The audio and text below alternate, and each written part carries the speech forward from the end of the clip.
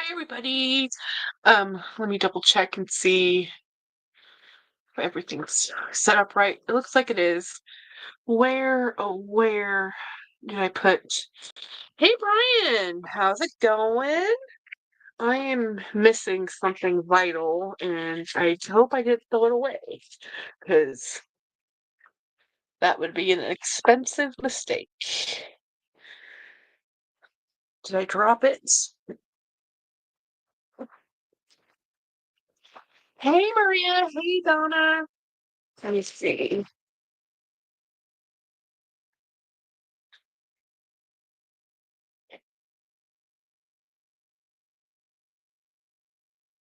Looks like I threw it away, but luckily I didn't throw it away. So, yay. This is an injectable insulin and they're expensive. Um, hey Katie, driving for the next 30 minutes, so I'm working. Yay, lurk all the way. Hey C Higginbotham. Hi puppy. Um, we just got home. I'm gonna be flat out telling you all the truth. There's no vlog sale today. I am exhausted. Day two of working after being sick and still sick was a little too much. So, hey, Jorgelina. Hello. So happy to see you. Guys, hey, Jane, if you guys don't watch Super Dacob, he went live yesterday and he did a whole segment on the boo boo. I was so excited. Of course, he's in California and they have a Pop Mart there. But Jorgelina, I haven't watched your video. I mean, I'm behind. But Jorgelina did a Labubu video also, and I need to go watch it because it really is like the craze, the Beanie Baby craze. It is the craze of the moment, and I mean, and, and Jacob says he's late to the game. He's because Romina is now involved and Jesse Styles is now involved. So eventually, out of that friends group, finally Jacob's got involved because Jacob's, he's friends with them. Thank you, Donna. Hey, Monica. Yeah, I'm just too tired to even think about it. And I'll probably go live again this week and just have a random sale that will be on the regular channel that people, and it won't be, it's gonna be like 5 or 6 bags. It's not crazy, y'all. I can only do so much at a time. And I have some more shelving that came in, but it's too the shelving I ordered was more substantial than the one I ordered before. I can't put it together. It's one of those things that's like a jigsaw puzzle. I'm like, it has instruction booklet, but it's like there's A1, AC, A2. It's like how many A's can there be? And then there's like every part has to be screwed in because it's metal. Hey, Jolie. I'm obsessed with the clothes. I need to learn how to sew. I just went and bought some, Jorgelina. Um, I bought some off Temu. I wasn't gonna be picky about it. It's just some cute clothes. And then, how was everybody's week? How did your week go? My week didn't go well, but it's not awful. I've never had such low medical leave since I started working at my job 9 years ago. I like to keep a certain balance, a 2-week balance of leave in my sick pool, and it's not there. This year has been a bad year for my health. I've had a lot of sick days, whether they're mine or James, but yeah. And I have another one next week. I'm gonna go see the doctor again.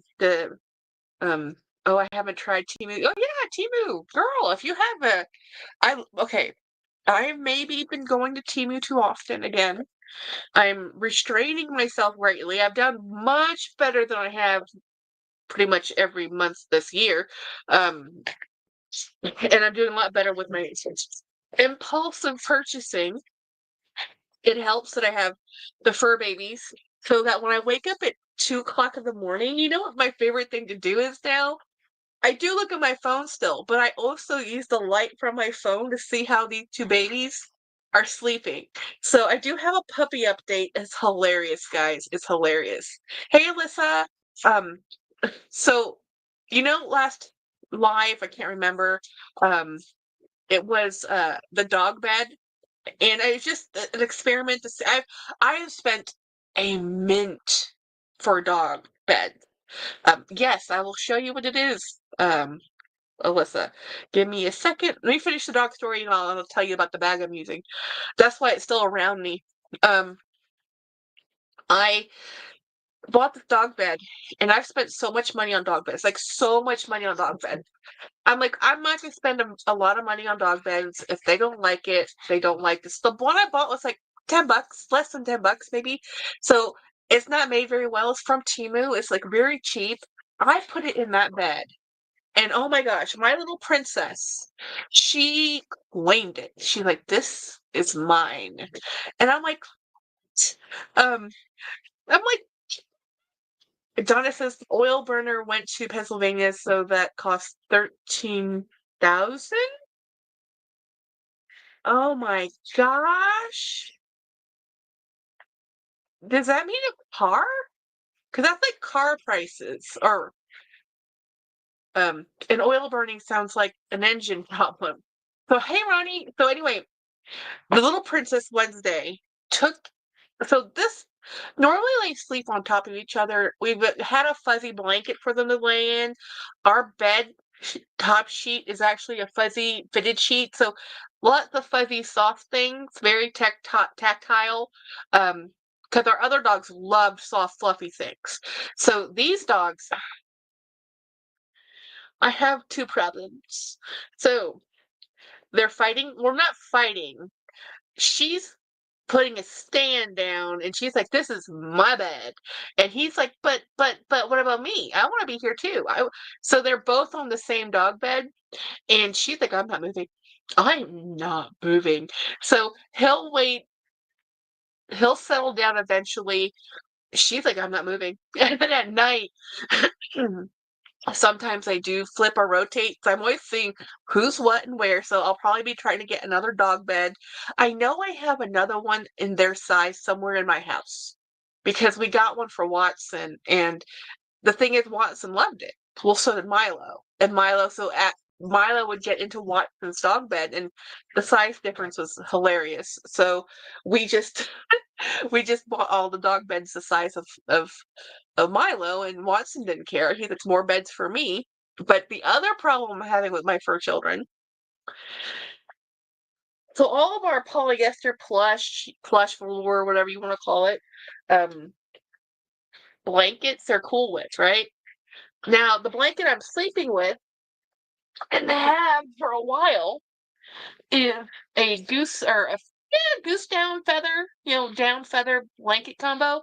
I love this blanket. It's my favorite blanket. He has peed on it 3 times. So I keep having to wash it, and I think I'm just gonna have to put it away and find a new blanket because he thinks he does not like the other blankets he's fine with, but that goose, yeah, he's like, I do not like the feathers. So it's him. It's not her. It's him. So it's like, darn it, dog. At least he's only marking the goose feathers, and it's not on the rest of the bed. I'm just like, oh my gosh. So that's my cute pug story, but let me show you the bag. I got this yesterday from Naomi. So this is, and I think Jorgelina has the same bag. And I think it's because she showed this bag that I wanted this bag. So I had asked, so this is sponsored because I didn't purchase this, guys. I did not purchase this bag. This is sent to me by Naomi, and she has a sale right now for 50% off her website for Christmas. So anyhow, so these are my charms, and on this bag, I have 2 teddy bears, a yellow teddy bear, a blue teddy bear, and my little Strassed keychain. Yes, Horlina does have this bag. Because you showed this bag, Horlina, I asked Naomi, like, can I get that bag? So the only branding on this bag is actually on the hardware. Now, I wish the hardware didn't have any of the LV branding. This is upcrafted, like canvas, and this is just, an upcrafted dust bag. I love that. This is one of the best bucket bags, and I have a few bucket bags. Um, ever, and it's because it's so lightweight. Now, what do you mean? Well, Jackie, it looks like just a normal bucket bag. What's the big deal? Guys, this is my not Stanley cup. It's a Timu cup. Do you see that? I just put this in here, threw it across my body, and walked into the office like this. Because the bag is lightweight, it is so cool. Um, I keep ordering stuff from her because everything she makes is just better and better. Yes, everything she makes is better and better. Candy did too, so we're triplets. Yes, this bag is amazing. Um, I have her Gucci collection, I have her Hermes, and I have the Louis Vuitton. My favorite one is her Silk Whispers, and I have one from there. That one's just preciously, it's so precious and special you've never seen it because I leave it in my bedroom in my inner sanctum, guys. But this one is probably the most usable one. This strap is amazing. This strap, because it's a coated canvas, is pliable. Can you put my blanket in the washing machine? Because somebody, oh, don't throw my drink. Here, put this on my plate over there. Thank you, sir.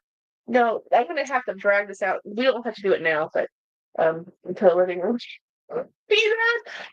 He's vaulting. He's vaulting over. I have a box on the floor. He's vaulting over it. Hey, Luxational. Yeah, her stuff is better and better. But here's the thing. This is good. I like this stuff, but this this is unique and amazing. This I would spend a fortune on to get this because it's precious. Um, this is fun and this is fun. I love this bag, right? This is from Naomi Luxational. So this strap, because it's a coated canvas and it's lightweight, it's very thin and it's very pliable and extremely comfortable. Shockingly comfortable. And I actually have an LV Pochette Matisse with the coated canvas. Yeah, it's the coated canvas strap. Yeah, and because it's reverse mono, and so I know how they feel like. This is softer. And I think it comes down to how this one's glazed. Um, it's glazed differently than the LV glazing. This is more like a rubber glaze instead of a paint. This is more tactilely comfortable. Horlina said it's very comfortable, comparable to the Machette Matisse strap everyone loves, but is made lightweight. Yes, it's more lightweight. This strap is more lightweight than the Machette Matisse, and it's because it's a little bit thinner in the canvas, and it's also the way they do the edge coating. I would buy this bag just for the strap. This is how much I love this strap. I did not think I was missing out on anything until I got this strap. I'm like, I feel gypped because this is literally long enough for me to wear comfortably with at the longest adjustment, which is rare, and I still have room here to add another hole punch if I need to. So yeah, right now she has these 50% off, and honestly, I'd probably get one of these. Seriously, an LV strap like that is at least 500. I know, right? I mean, I would buy this bag just for the strap, and this is, I mean, okay, I don't know about the hardware because the hardware is Louis Vuitton branded, but I do know that the the canvas bag and this canvas here, or cotton bag and coated canvas here, is all upcycled, and you can tell it's upcycled. It looks a little crafty when it comes to like the finish out on this tie and the type of strap this is, but that means it's actually usable. Because sometimes, but it's very well stitched. I'm not saying anything wrong with the stitching, but the canvas is a little thinner. Um, yeah, yeah, totally. Yeah, I can use this with my Pochette Matisse because my Pochette actually is a little too short for me.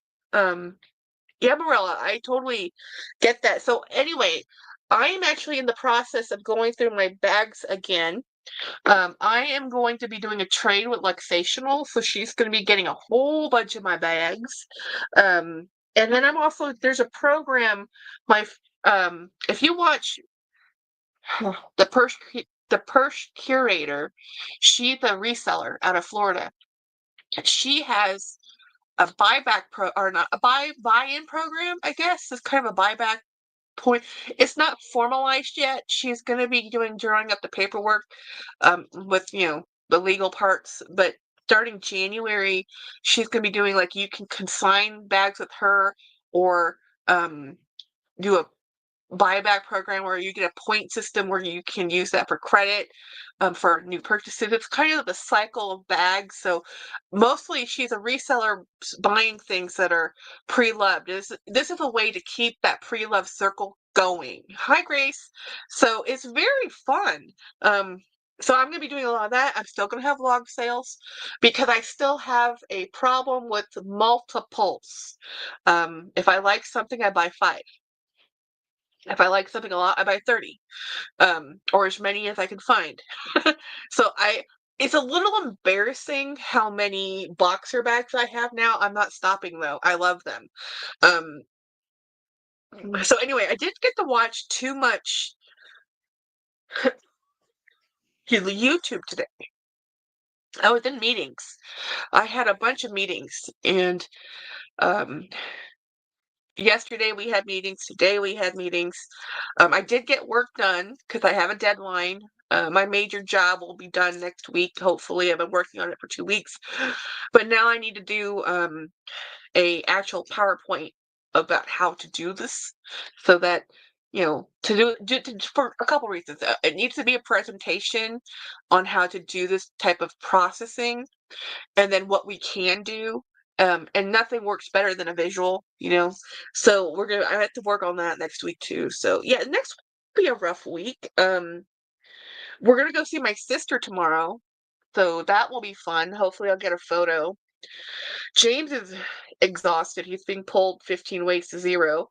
And yeah, we had a rough a kind of a rough 2 work days because some of our coworkers are not moving with the speed that we are having to move with.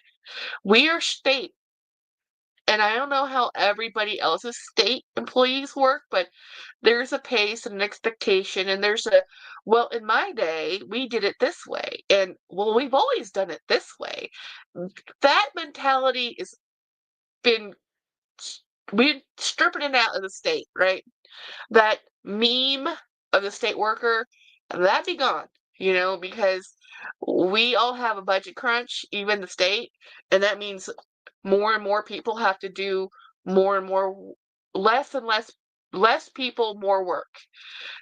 Where the job used to be one person's job, that job went away. They didn't replace it, and now you do that person's job and your job, and you do that for 5 people. That's just the way it is. It's more work, less employees, and they can say, well, contractors will do it. Well, there's a budget restraint. So there's only so much contract work you can do because it eats up the budget, right? Because they cost more. So yeah, that's just the way it is. Um, yeah, so we have a couple of die-hardcore, old school state employees that are not old by age, but old by time. It's like this has been the only job they've done since college, and they want to keep that cushy state type of slow. And we're like, no, no, no, we have to do, you have to do, well, that's not my job responsibility. I'm like, well, it is now, you know, and it's exhausting. It is literally exhausting to have to work with these people and tell them over and I shouldn't complain, especially on YouTube, about my coworkers, but it's just been that week. And it's not everybody, it's just a couple of them, and it's just the way it is. Whew. Yeah. When you're a good employee and a good worker, more it just means more responsibility. It just means you get to do more work because you're a good worker, right? So it was interesting. So James did this leadership course and he just finished it. And the leadership course, one of the guys who did the keynote speaking said, he's a really cool guy. He'd gone to the public sector, the private sector, back to the public sector. He took a pay cut from the private sector to go back to the public sector because in the private sector, there was zero work-life balance. And he was working 7 days a week, managing these giant projects. I mean, giant projects, multi-million dollars, if not into the billions, in capital. So lots of responsibility. And his wife pretty much says, "Well, if you want to keep on doing this, I'll sign the paperwork and you can keep living your life and I'll stay with the kids." You know, so he had to make that choice. He's like, "Okay, well, we're going to take a pay cut and we're going to go to the state where I can have a work-life balance." So he's actually, and that's funny because it used to be not that way. The state employment used to be the drudgery, the hellhole, the going into the 9 to 5 job, you work to ever and you're just going to die in the office, right? But now it's changed. Now it's changed to they're putting more emphasis on work-life balance to state, and the private sector are burning people out because they're doing, oh, you have to work 80 hours. I'm sorry. What, 40? No, no, no, no. 60. 60 is your minimum. And you're on call all the time. And it's really funny how, and I'm just going on a rant, guys. We as a society do not learn.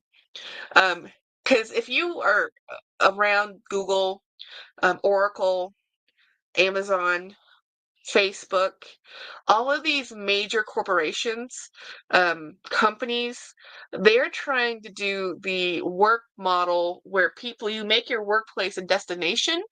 You put in the cafeteria, you have the company nurse, you have the company housing, especially like in California where they have massive compounds, but they do it here in Austin too, in Texas, where they have the company place, right? Well, the company store, the company housing, that is way back to industrial age when it went down to factory workers, coal miners, and mills and plants. I mean, this is not a new concept. You keep the employees indebted to the company. You work there, you live there. You know, you buy from the store. You pretty much never leave the company. That's exhausting. And now they're trying to do that again. They're trying to entice. If you work in the tech industry, you completely know what I'm talking about. You live and die by contract. A lot of times, if you do any type of computer programming, work in coding of any type, if you work for video games, any of this type of stuff, you live and die by a contract, right? So when you have a contract, you're great. When you don't have a contract, you're done. Um, Turns people into indentured servants. Exactly, Jolie. It's we have a history. You can look back at all of the history of the company store, the company housing, those companies, what's happened in our history during the industrial age and how that failed. And somehow we're doing it again. It's like when I first started graduate school, and I finished my graduate courses, but I didn't finish my degree. I didn't actually finish. I got all the way up to my thesis, submitted my thesis, and then I had another half to it. So I only was down to one more hour of work. Technically, I had to deploy a study and then finish my thesis by finishing the study and concluding it, right? And my dad died, so I didn't finish. And because it's graduate school, there is no such thing as some graduate work. Either you finished it or you didn't finish it, right? I didn't finish it, but I took 55 hours of graduate work that finished the entire course. So when I started my graduate school, I started originally in urban and regional planning because I wanted to be a planner. I wanted to work in the city government. I wanted to work in plats. I wanted to work with plans. I thought it was the most cool thing ever. I got lured back into geography, which was a mistake. I should have stayed in urban regional planning and finished, but no, I didn't. Um, so anyhow, but here's the thing. So we studied this. We studied this type of housing and this type of designed housing and how it affected and what happened to it. And it's not just that the companies dissolved, because the companies didn't dissolve. That work model dissolved because the work model doesn't really work. What happens is, Jolie said, and they are ranking down child labor laws and defunding public education. Yeah, because we don't want people to have education. We don't want people to be smart. We don't want people to know history, or because this is not learning about this type of work or in um,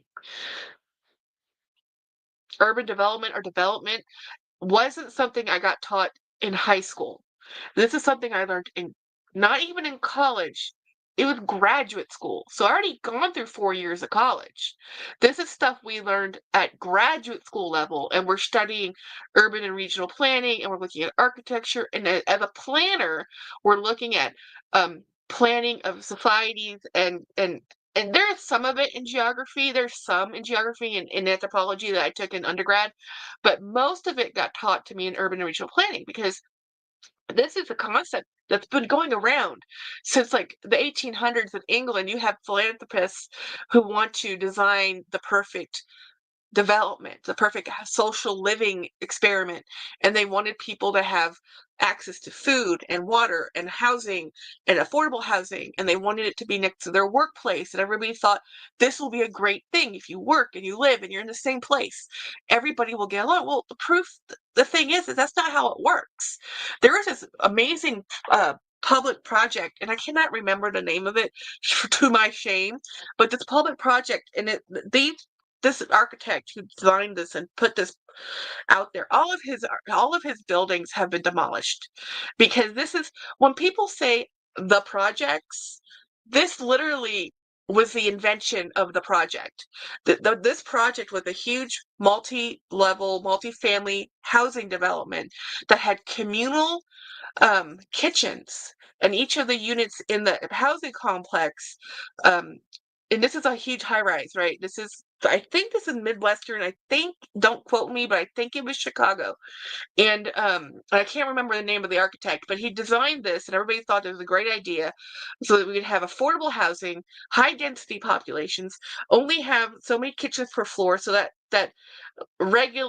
minimizes how much space you allot for food and cooking, because now you put them to communal kitchens. But here's the thing, it's self-regulated. um, and self-regulation with a low income population in high density environment where people are supposed to get along and share cooking and communal spaces, it was a nightmare. When this was planned, this is I think it was the 60s when this whole thing came together.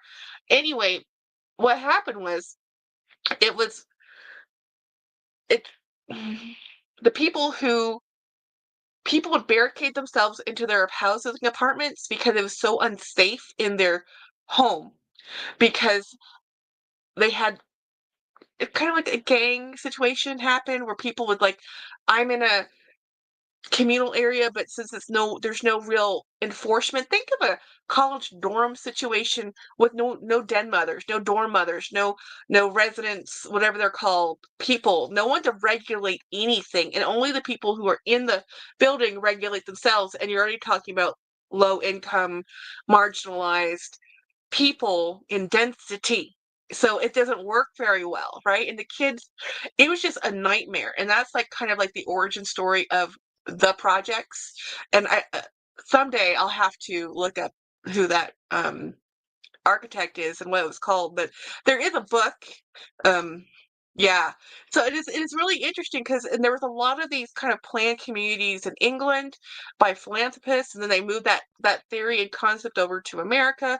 Like if you want to look at urban planning, like planned cities like um, Washington, D.C. is an entirely planned space.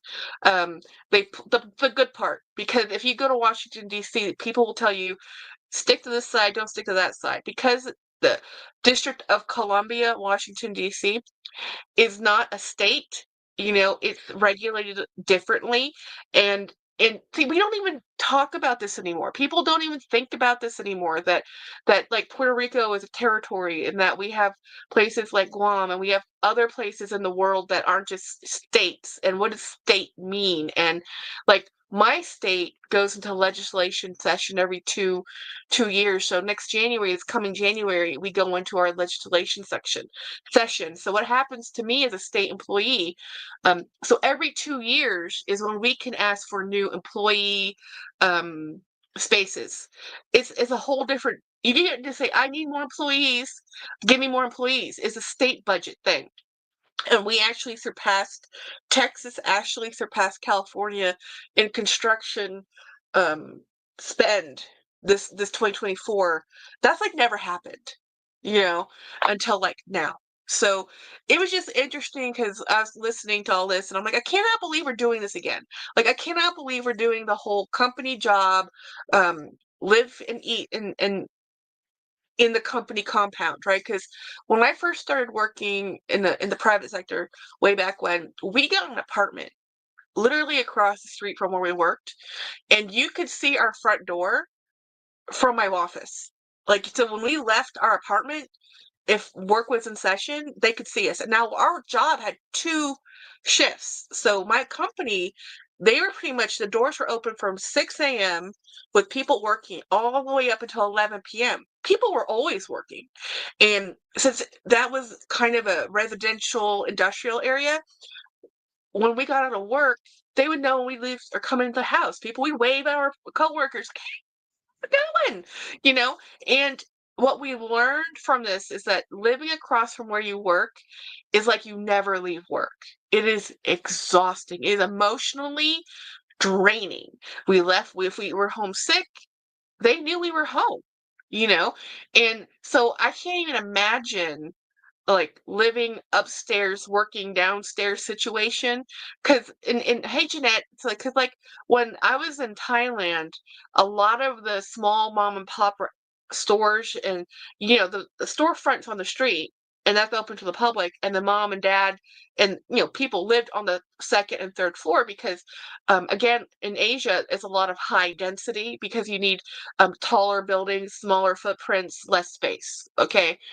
So, and then that's just how it was. So I thought, it's cool. They can work right where they live. That's so neat. They never have to go anywhere. That's so awesome. Well, after being in the situation, it's not awesome. It's not awesome. It was very emotionally, you feel like you never had a separation. So, when we did work from home, I hated it because my spare room became this room was our work office. And I did not walk back into this room when we went back to the office as an office for 2 years because I'm like, I don't want to go in there. That I have to separate my place of work and my place of leisure, and I don't want them to mix up. So even though this is also my YouTube studio, this is just my YouTube studio. This is the only thing I do in this space is put my bags there. You work on YouTube. If I have to um work from home, I might use this space, but in general, this is only my YouTube space. You know, I don't game in here. Oh, thank you, Jeanette, for thumbing up the live. I'm just ranting because I was listening to something that Super Dacob said on his live today, and it just set me off because I missed him because he didn't go live a couple times or 3 times or something, and he has a preset schedule. I mean, he's been doing this for 10 years, but in my description box, I always reference him just to make sure because I talk about him so much that yes, this is the person I'm talking about. And he was talking about some YouTube shenanigans and things happening in the world and just in general. And this has been a rough couple weeks, guys. Not gonna lie. Half the country's happy, half the country's not happy, you know? And then some people are just ambivalent. So it's rough. And we're going into the holidays. Can you believe it? It is November the 15th. When did that happen? Today. I'm like, how is it the 15th of November? I thought we just started the month. Of course, I've been sick for 2 weeks, but you know, whatever. Um, I never lived on base though. No way. See, Julie, I did live on base, but I was a kid, so I didn't work. And my father was an officer, so we were in officers' quarters.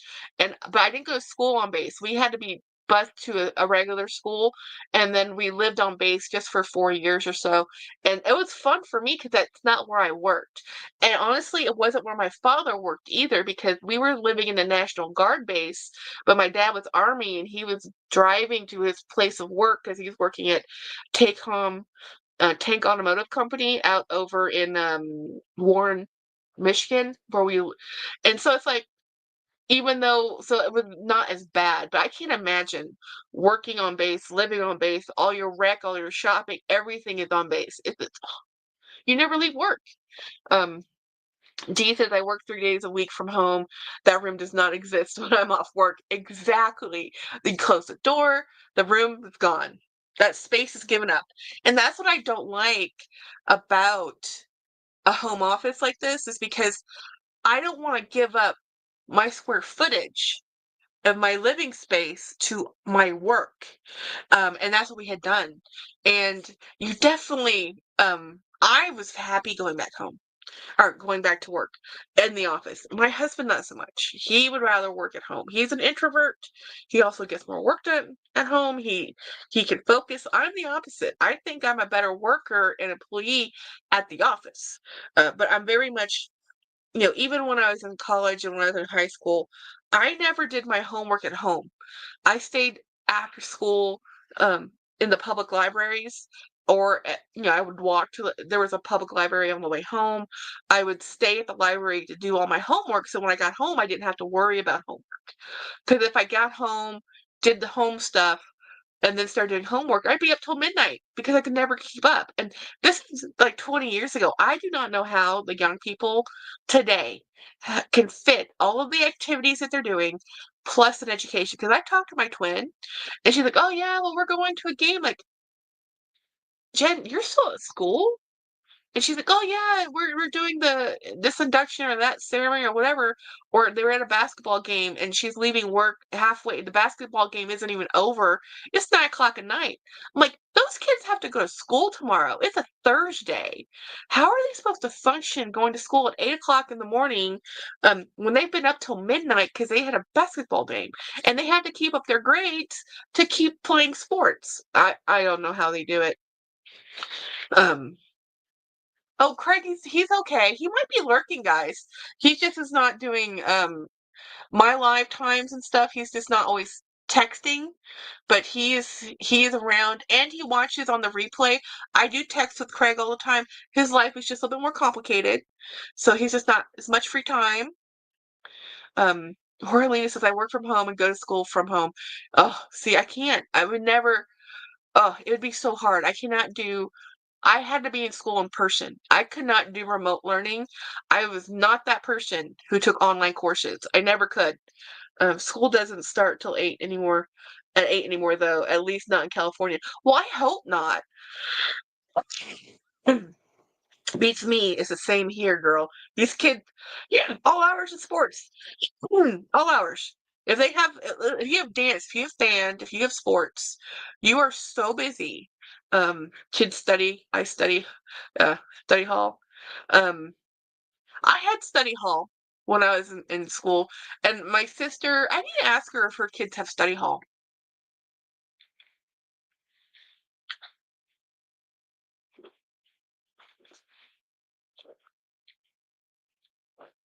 Lex says that school starts at 7:45. You know, Is and it 7:45 in the morning or in the evening? no, Alexa, stop listening. Cancel. I was not setting a timer. So anyway, it's just been a weird day. I'm very, very tired. And I'm just like listening to a lot of social stuff. And I was listening to a bunch of commentary. I didn't have very much time to actually watch too much YouTube. I'm kind of behind on my YouTube watching, but it's okay because I did watch it. Hey, see, I told you Craig was there and he was lurking. Um, Hi, Craig. Yeah, so and I was talking to oh, I wanted to show you guys this. Jorgelina, if you didn't see this one.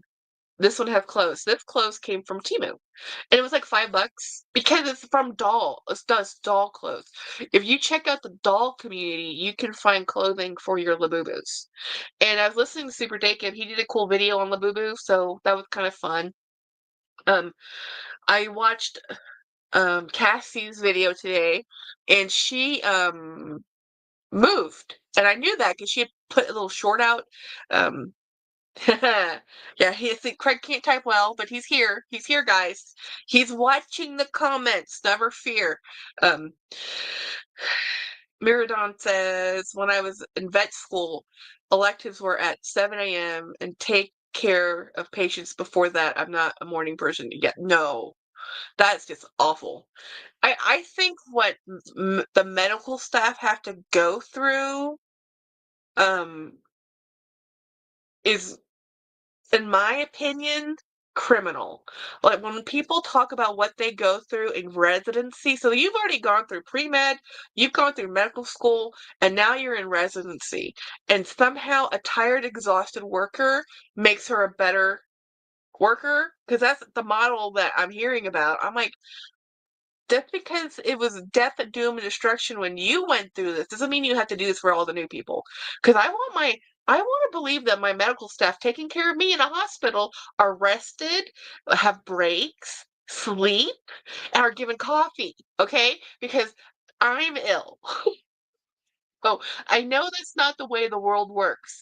That's how I would like it to work. I want to believe in my fantasy bubble that all the people taking care of me in the hospital are at their A game and they're not tired.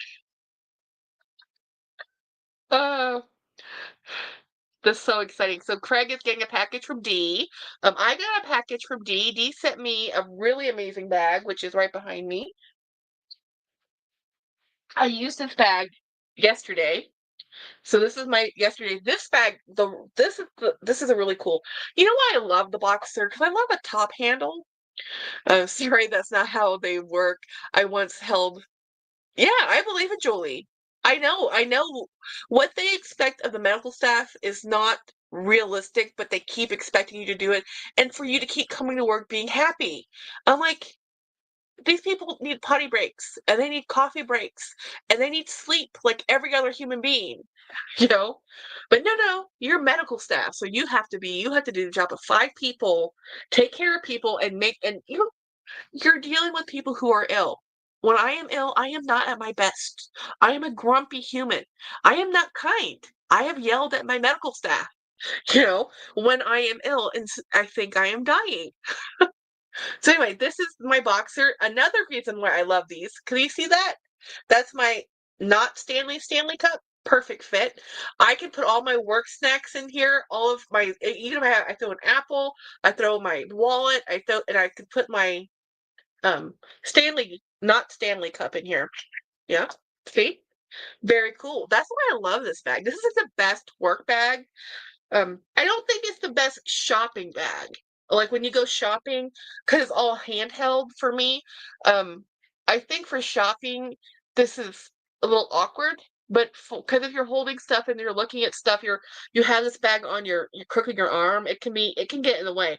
But at an office, going from the car, it's awesome. You know, some good ones on eBay. You know where I can get a medium burrow back from Coach. Yes, eBay. There's some good ones on eBay. They come and go. Um, Julie says I worked 37 hours before I told them I'm walking out. Yeah, good ones on eBay. I was too wide. It was too wide open OCD me. That is the truth. If you do not like an open tote, that bag does not work for you. I like an open tote. There's many, many, many, many, many people who want the zipper tote. That is why, for me, the Coach Empire is not the perfect end all be all bag. Because I want the size I want has a zipper. I want it to be open, and the ones that are open are too small. I want the big one, and it has a zipper. I'm like, I don't want the zipper. Leave the zipper off of it. It's like, why would they do? I mean, it's like, anyway. I was watching a quick video of Autumn Beckman's talking about Coach. She does Coach on Thursday, and she was talking about the new Coach releases, because I can't keep up. I cannot keep up between the Coach retail site, the Coach outlet site. They have a new drop it used to be every 2 weeks between the two. Now it's like every week. It feels like they have a star collection now. And then I'm like, wow. And of course, if you don't buy it when you see it, you won't get it because smaller runs more of them, right? So I was watching, and they're having all the deals. Oh my gosh, the Dooney sales right now. I'm a purse addict. I have so many bags, I can't count them all, and I still look at them every day. And I still want to buy one every day. It is an addiction. And Jennifer and I were talking about this. My sister does this with clothing, and she's going on and on and on about this one clothing line. And she's like, "Well, should I get this and should I get that?" And I'm like, "Well, girl, it's up to you." And I said, she goes, "But I was going through my house and I went and found a plastic bag and it was stuff I had purchased. It was like a black leggings and a black tank top or something." And she goes, "I didn't even remember buying it." I said, "Jenny, I cannot tell you how many times I've come across a bag, forgot I owned it, find the bag, I'm like, what did I buy?" Yeah, it happens. Like Jenny has it with clothes. I have it with bags. And I said, "Jennifer, I understand completely." And now that I thought naively that I knew where every bag I had was. No, no. I knew where most of my bags were. And then as I went looking for things to put into this room in one space, I found bags I forgot I had. I'm like, where did you come from? Oh, I remember buying you now. After I see it. I forgot I owned it. Um, it feels like Coach has a new drop a minute. I know Coach has a new drop a minute, and it's interesting because Coach has this. Well, Marc Jacobs did the crystal bags, the tote bags, big hit, awesome stuff, and then Coach Outlet recently did a crystal drop, and then Coach Boutique did a Christmas crystal drop. Because they have a robe that's crystallized right now, beautiful bag. And so the crystals are taking over, which is fine. I'm all about the sparkle. Like, I'm not gonna knock it, but I have I like a certain type of bag. And as much as all the crystally bags I've purchased, and I have probably 3 of them, I have never used. And now to be fair, they're not exactly usable. Let me get one. I think I saw one um right over there. So let me see if I can find it.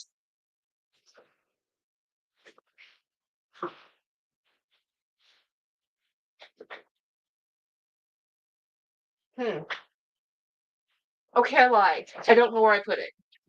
I have 3 of them floating around here, and every time I find it, I stick it somewhere, and then I forgot where I put it. Every single time.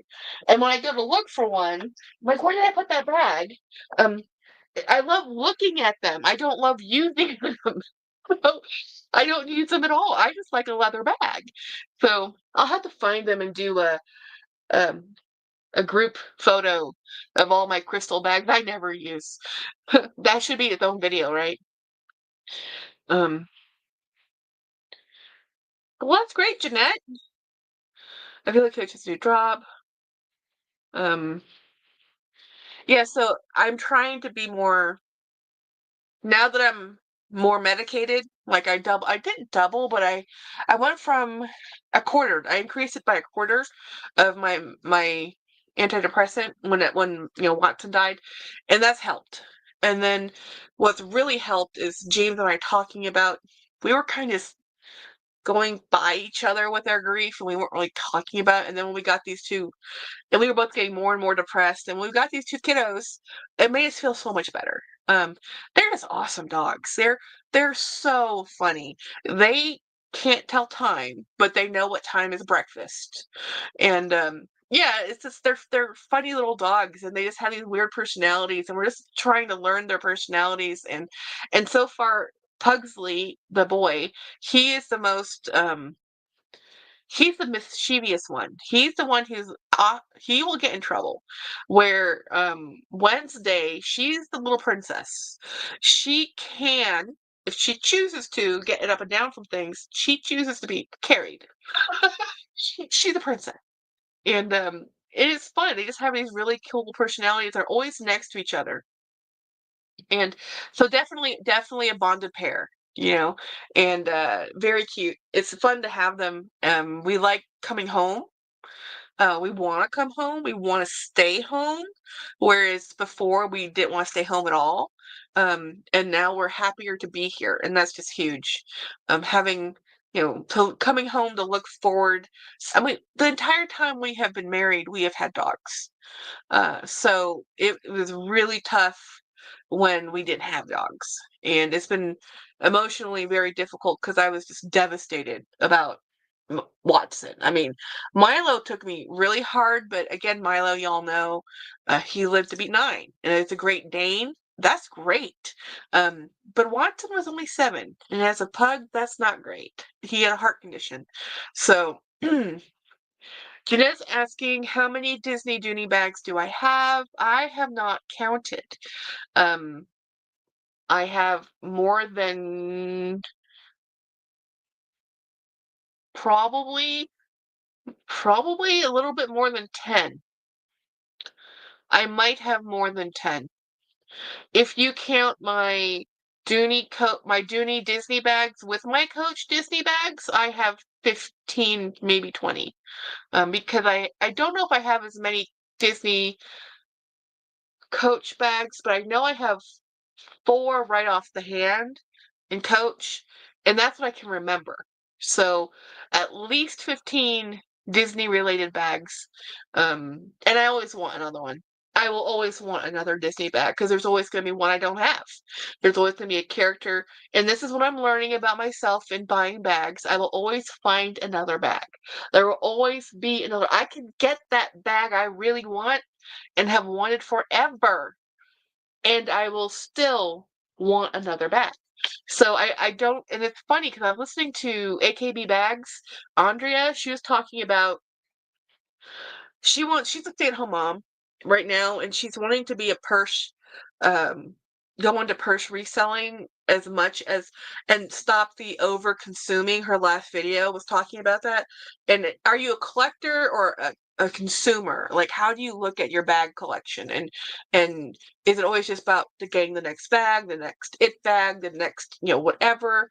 And she has this whole kind of question video on it. And for me, um, I think of them as all different and all unique. And even if they're the exact same style model, but different finishes, they're different bags to me. Um, so I don't think I'll ever stop collecting or buying bags. I love them too much, and I love a certain style of bag. So maybe when my style of bags stop existing, or they've moved on to a style I don't like, I will probably stop buying bags. But I don't see that. I never consumed this much product before YouTube. Even before I started my YouTube, I had ramped up because of the pandemic and my dad had died and all this stuff had happened. But YouTube changed how I consumed bags greatly. Like people say, well, does YouTube change you? I'm like, yes. Does YouTube change you? Absolutely. When you are pretty much an unboxing channel and you're showing just box after box of new thing, at some point you can't do that every day of the year. I did it every day of the year plus multiple, because I was getting such cool bags. I'm like, look at that. I love them all. I still love them all. And I wanted many of them. So I do have many of them. You know, I collect, but I've always done this in my life. Like I collected books, I collected needlework, and part of my bag obsession really took off when my shoulder had issues. So I had orthopedic surgery on the shoulder. I am right-handed. Stitching needlepoint, I'm right-handed. So my hobby was very intensive when it came to mobility and moving this arm. And then I work on a computer 40 hours a week. So the amount of editing I was doing, the position of my arm, and the stitching I was doing to deal with stress was so extreme. It actually caused me to have pinched nerve issues. They had to widen. I can't remember the name of it, but there's a channel in your arm where the nerves run through, and they had to widen that a little bit by shaving a bit of the bone, and it involved physical therapy for a year, and it was extremely painful. It involved a surgery. I mean, it was the whole gamut of stuff. And because of that, that was like almost a 2 years getting to the surgery part. I stopped stitching. Well, stitching and doing needlework was my major form of stress relief. It wasn't shopping, it was stitching. And I was doing a lot of needlework. I didn't keep most of my needlework, I gave it away, but it was what I did to relax, right? And that stopped. So then I started doing other things, and I used to be a reader, but then I stopped really collecting books because we don't have any bookstores anymore. So then I said, okay, well then, you know, and again, reading, holding up a book was difficult, with my arms. So I started just buying bags, and I had to change from my heavy bags to lighter bags. And then I changed from big bags to small bags. And then after the surgery, I wanted to go back to my medium to bigger bags. And yeah, so that's how that happened. And I became and then I found YouTube, and here I have been talking to you guys, and slowly but surely and I was talking to James about this today. Um, it was, I started YouTube for a bunch of different reasons, but one of the main reasons was to get to know my fellow YouTubers who I watched obsessively, Winnie BLV. And I figured they would never go beyond just commenting on them back and forth unless they saw part of my life, because they welcome me into their home every day or every week, however they do it. And then I know a lot about them. So it's okay. Well, if I start YouTube and I show people my bags, and I wasn't seeing people when I started with a lot of pre-loved bags or even just bags they had. It was all new bags, it bag, LV bags. It was all very much uh, luxury, high-end luxury, and I love high-end luxury. I love watching it, but you can't just unbox high-end luxury. Even if you buy one bag per month, um, that's just one video a month, right? And you're looking at $3,000 a bag on average, and that's for an inexpensive, what they considered entry-level luxury bag. That's like, no, that's a lot of money. I can't do that. Really, Lisa, I honestly love watching your lives because the topics are always so much more than bags. Yes, I agree that this was a way to get to know everyone I love watching. Yes, and then Jeanette says, "Are all your Disney Dooney dome bags?" No, they're not. Most of my Disney Dooney bags are actually tote bags. Um, so I wanted people to get to know me, and then the other reason was I wanted my family and my friends, because I had moved away from metropolitan San Antonio, which is one of the top 10 largest cities in the United States, to the middle of nowhere land. And I'm in between two major areas, but even though Austin is a major area for the state because it's the capital and it's lots of industries there, it's not exactly a huge residential area. So a lot of places around Austin, but in Texas, it's always Dallas, Fort Worth, Houston, and San Antonio. That's where all the people are, right?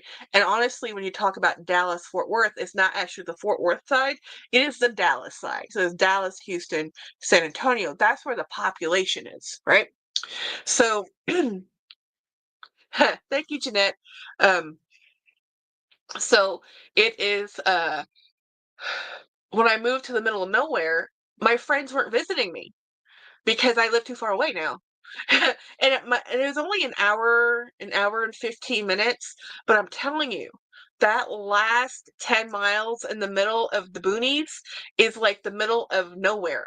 You see nothing but cows and maybe a cell tower. And it's really unnerving when you have people living in major metropolitan areas who live and breathe on highways, and the next thing you're knowing, you're going to a small little town. where there's nothing to do. You know, we have a Walmart and a grocery store. One grocery store.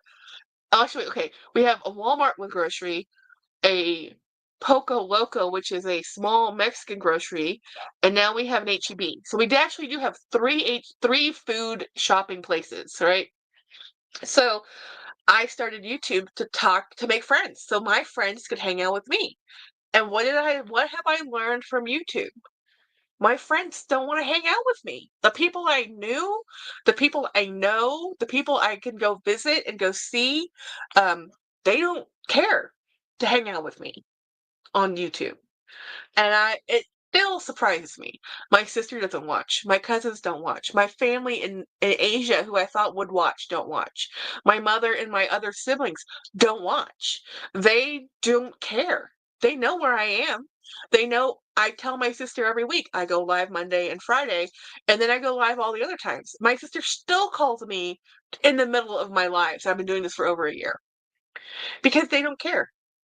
And I was telling James, like, I'm really surprised that out of all of my friends, my friend Lynn, and he comes in here a lot, his name's Stargalite, he watches me. And then I have all of you guys coming to hang out with me every week.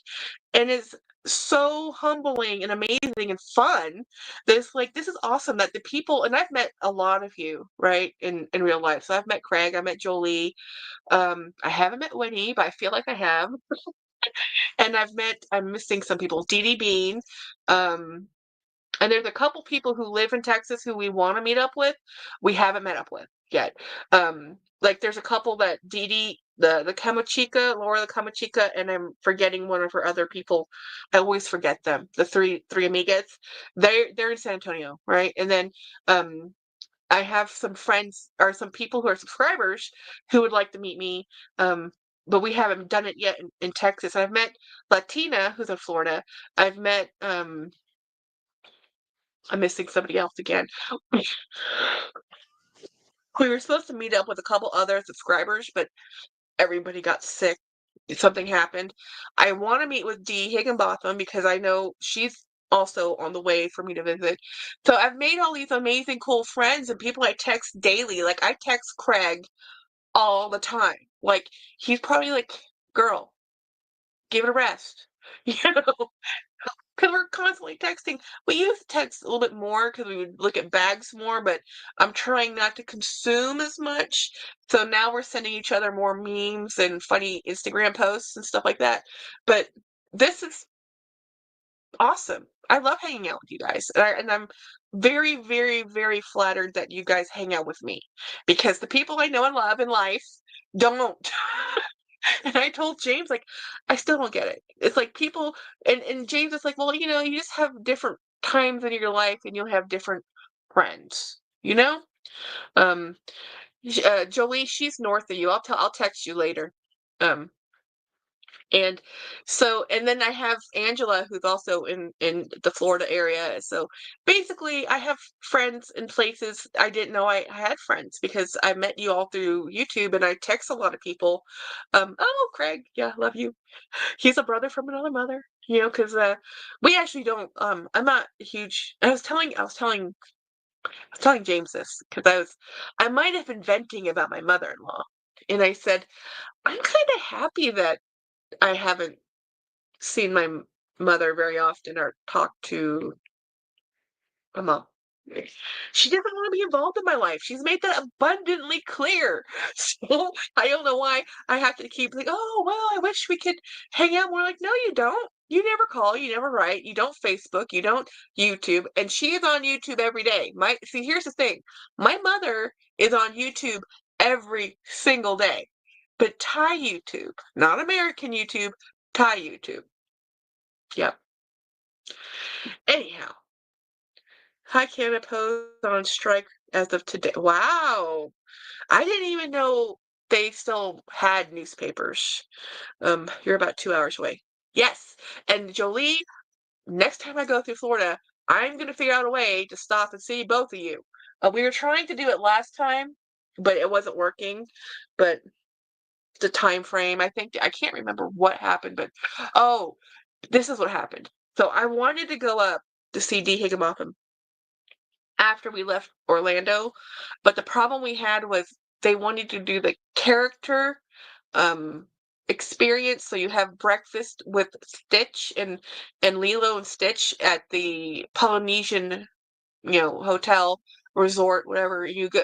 We had the breakfast hour, so we couldn't. That extra time that took, I couldn't detour to Jacksonville because it's a little bit. That extra couple hours would have been too much for us to get to our next hotel destination because we left so late from Orlando. And then we got stuck in traffic. We ended up on the turnpike. Man, you know, that was a fun trip. We're just gonna say it was a fun trip.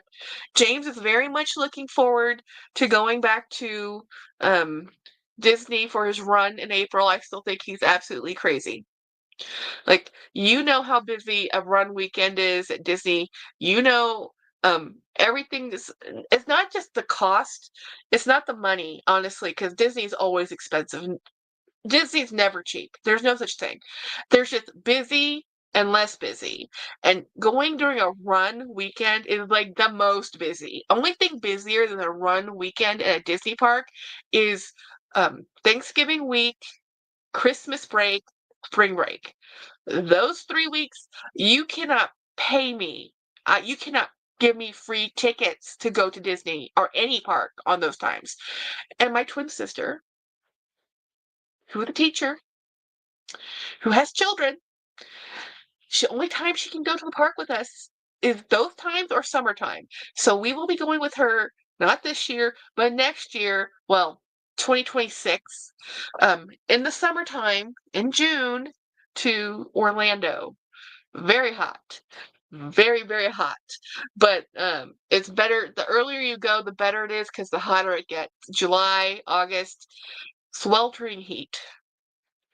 Gator Country is D. So if you are mailing something to Canada, it won't be there for a while. So you meant, okay, Post, Canada Post. So you meant, okay, I thought that was a newspaper, but you mean that is the Royal Mail. Okay. That makes sense. I don't understand what's going up with the mail system right now, but I was talking to Craig about this, that for me, it might actually be cheaper for me to mail UPS to Craig than USPS. And it makes no sense. And for him, it definitely probably costs less to mail me from, I cannot tell you how crazy. My last log sale, um, $25 per item per box. I mailed 3 boxes. Two of the 3 boxes were $25 a piece. The least expensive thing to mail was actually $18. Yeah. So it's 18, 24, and 24 is what I ended up mailing from. So yeah, and when I do mailing and I do a vlog sale and I say it's $15 to post, I'm splitting the shipping with you because I just can't. When I'm selling bags for 20, 30, $40, I can't imagine saying, oh, by the way, it's gonna be 20 extra dollars because of shipping. Crazy. And I know it's holiday time. Holiday time is the worst. But I'm just like, this is why Amazon Prime is still like, oh, have you guys heard about this on Amazon? They're doing Amazon Haul, Haul, or if I inverted those, I'm dyslexic, guys. But they're doing an Amazon Haul section. It's supposed to be in the app. I don't know when it's launching. I just saw it. It's their competition or strategy to combat Temu. So it's a $20 and under sorting situation. So everything in there is $20 and under. And then the difference is it will be a longer ship period. So instead of taking, what they're known for, 3 to 4 days or whatever, it's going to be more like 10 to 14 days, which is what shipping used to be like. Like before Amazon did Prime, shipping always was like, I mean, growing up, my dad did a lot of mail order catalog ordering. We did Sears and Roebucks, we did Micro Reward, we did all kinds of catalog purchases. It was always 10 to 14 days, business days. Weekends don't count, even though they're on business on a Saturday. That didn't count either. It was only, Monday through Friday, 10 to 14 days. So it could be 2 weeks. 2.5 weeks to get a parcel. So nobody wanted to buy mail order. Everybody went to a store.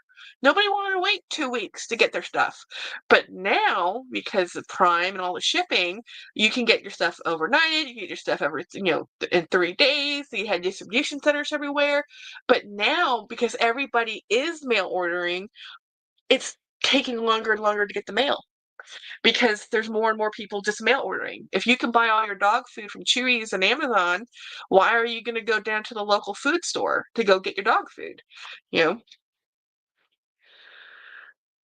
I'm doing great, Sis Jeanette. It's why I dread selling bags. The shipping is outrageous, outrageously expensive. D says 4 to 6 weeks. Oh my gosh, 4 to 6 weeks. That's even worse than 10 to 14 days. 4 to 6 weeks, a month to a month and a half. Well, honestly, I honestly will tell you guys, I started buying Temu because the shipping I was getting out of Amazon was taking so long.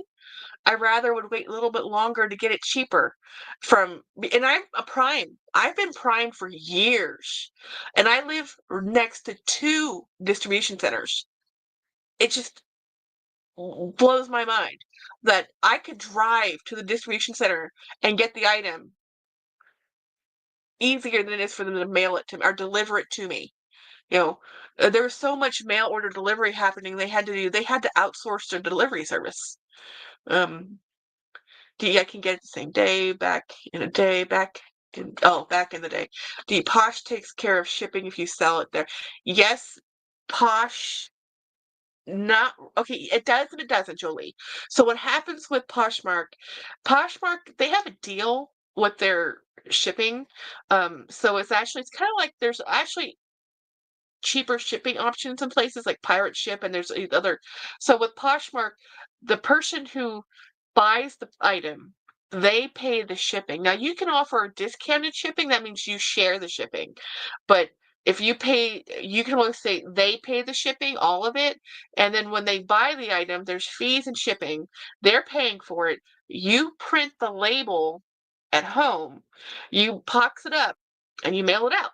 It's actually really convenient. It's really very convenient, except for the fact that Poshmark is like the flea market of the internet, where people, if you have something listed for 400, they're gonna, can I have it for 100?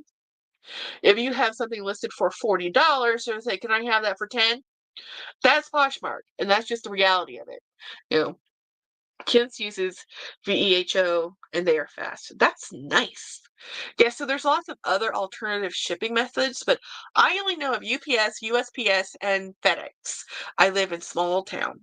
You know, I am not savvy enough to figure out how to use my own labels off Pirate Ship.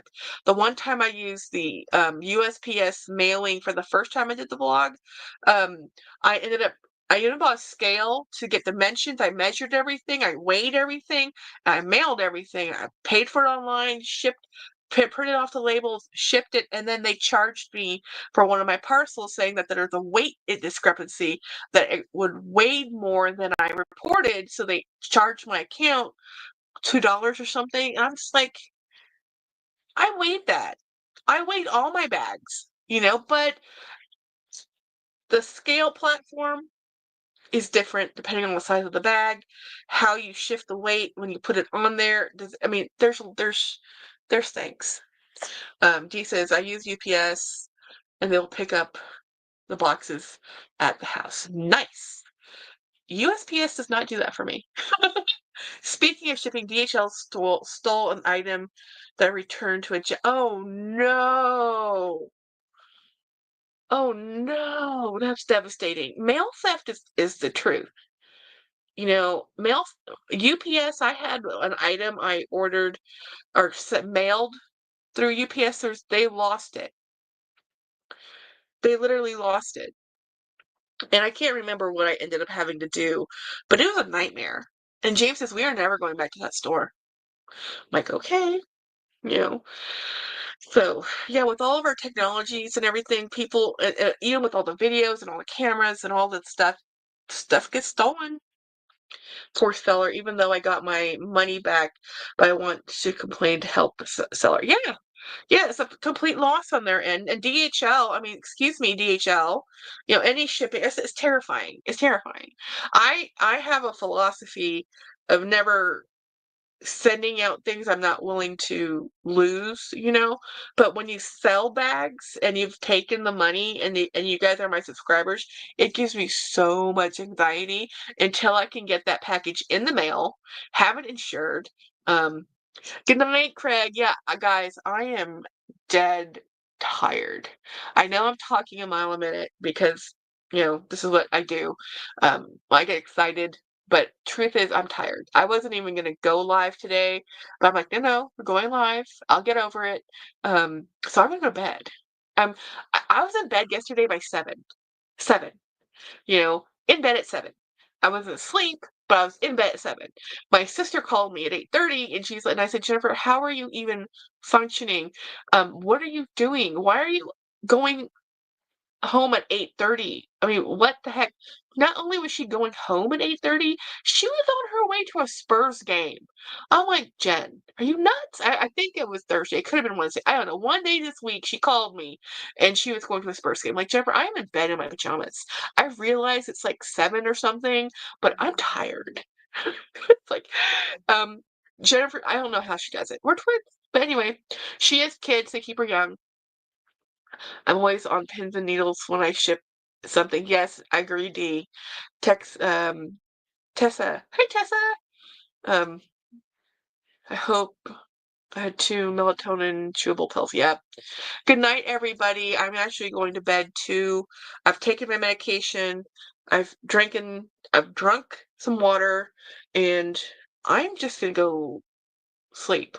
And I will probably be up at midnight because it's a little too early to go to bed, but I need to go to bed. So anyway, good night, everybody. I'll probably do a live surprise tomorrow or something. Who knows? And I will be going live maybe with Jolie on Sunday. Depends on how she feels. And if she feels okay, we'll be going live. And if not, it's cool. Good night, everybody. Thanks for hanging out with me. You guys have a great weekend. And we survived this week. We made it to another week. We'll be starting the weekend, and then we will see each other. At least we will see each other on a Monday. So bye, everybody.